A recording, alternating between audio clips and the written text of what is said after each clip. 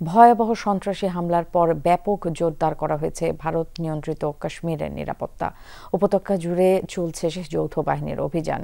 বারমুল্লায় সেনাদের সাথে ব্যাপক সংঘর্ষে নিহত হয়েছে 2 সন্ত্রাসী। হামলার পেছনে পাকিস্তানের দিকে অভিযোগের তীর ছুড়ছে বিজেপি নেতারা সহ অনেকে, যদিও এমন অভিযোগ উড়িয়ে দিয়েছে ইসলামাবাদ।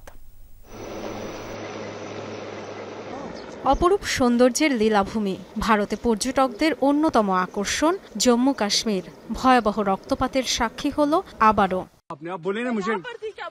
মঙ্গলবার দুপুরে পর্যটন নগরী পেহেলগামের পাহাড়ি এলাকা বৈসারণে সন্ত্রাসীদের এলোপাতাড়ি গুলিতে নিহত হন ২৬ জন। ঘটনার পরপরই শ্রীনগরে ছুটে যান স্বরাষ্ট্রমন্ত্রী অমিত শাহ। উপত্যকা জুড়ে চলছে যৌথ বাহিনীর চিরুনি অভিযান।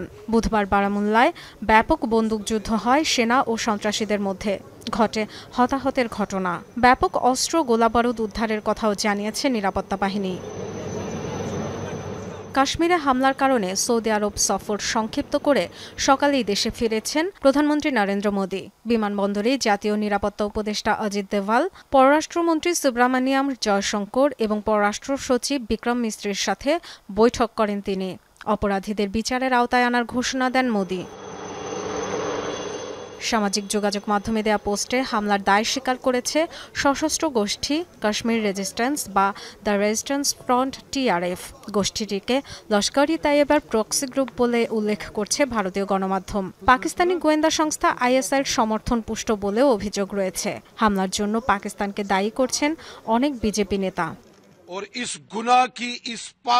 পাকিস্তানের আতঙ্কবাদীরা জঘন্য অপরাধ করেছে। পেহেলগামে যে হামলা হয়েছে তা মানবতাকে হত্যা। এই ঘৃণ্য অপরাধের মূল্য চুকাতে হবে পাকিস্তানকেও এবং আতঙ্কবাদীদেরও।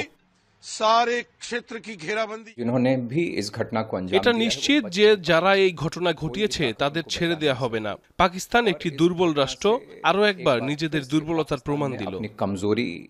অবশ্য কাশ্মীরে হামলার ঘটনায় সম্পৃক্ততার অভিযোগ উড়িয়ে দিয়েছেন পাকিস্তানের প্রতিরক্ষা মন্ত্রী খাজা আসিফ। এর সাথে পাকিস্তানের কোনো সম্পর্ক নেই।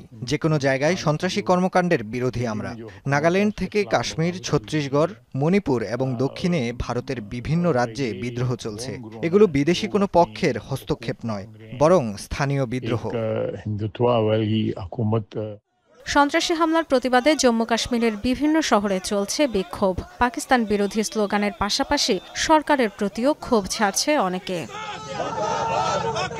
Dorothy Tasrin, Jamuna news.